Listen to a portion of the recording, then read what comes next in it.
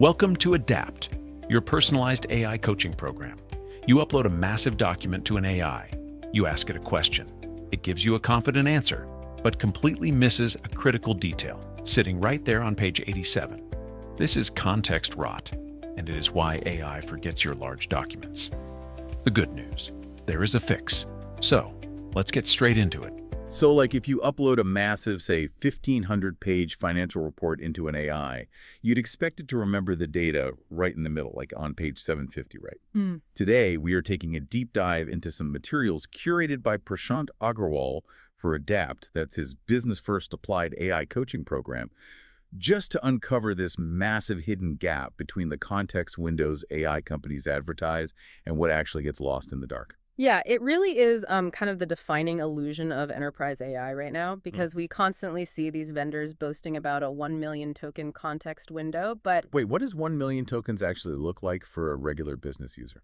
Right, so a token is roughly 3/4 of a word. So 1 million tokens basically means the model can hold roughly 1,500 pages of text in its working memory all at once. Okay, wow. That is a lot of text. It is. But possessing a document in working memory is, well, fundamentally different from actually comprehending it. Okay, let's unpack this a bit.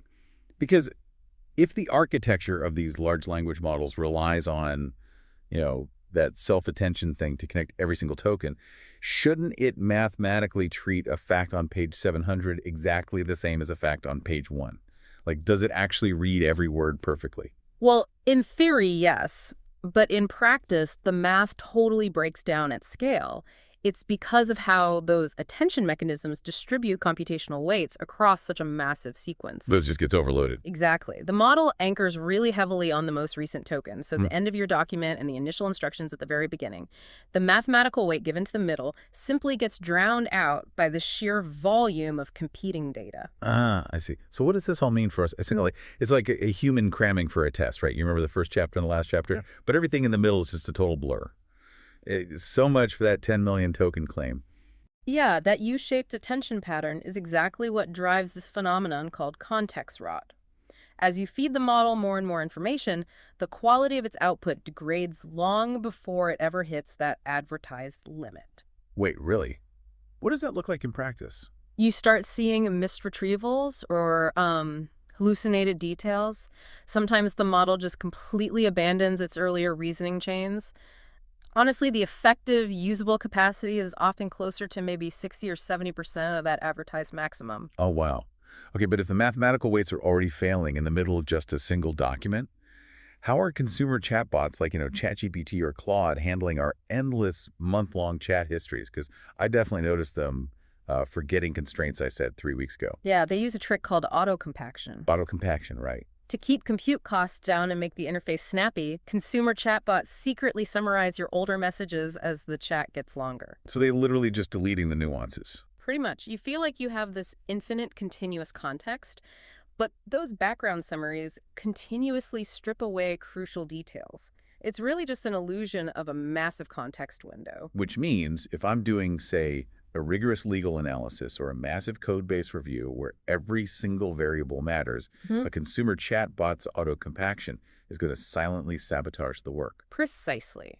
For critical tasks requiring exact details, business users absolutely have to bypass the consumer interface and use the API. Because the API doesn't do that compaction thing. Right. The API gives you manual, granular control over exactly what enters and exits the context window without any of that secret summarization happening in the background. But what's fascinating here is how you test this. Oh, like seeing if it actually remembers what you sent via the API. Exactly. You have to abandon those old needle-in-a-haystack tests. Finding one isolated fact is just way too easy for these models. Right, because it might just stumble upon it by chance. Yeah.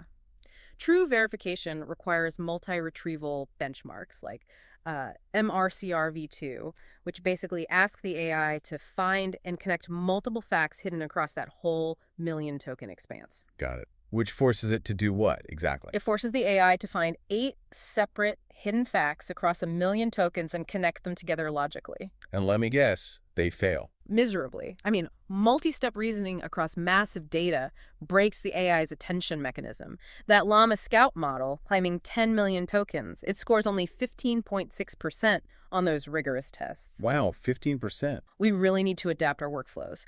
The research outlines a few key shifts, starting with, well, you need to stop shopping just for the biggest context window. Right, you have to test your actual use case. Exactly. Test it with your typical document sizes. Is there a sweet spot we should aim for? Yeah, generally stay within 128,000 to 256,000 tokens.